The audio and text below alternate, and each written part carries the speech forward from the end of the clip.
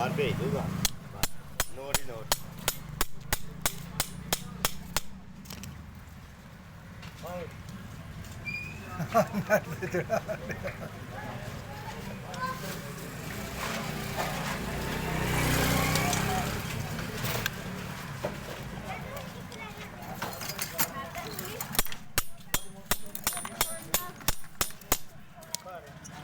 ਇਹਨੇ ਮਤਵਾ ਕੇ ਲਿਆਵਾਂ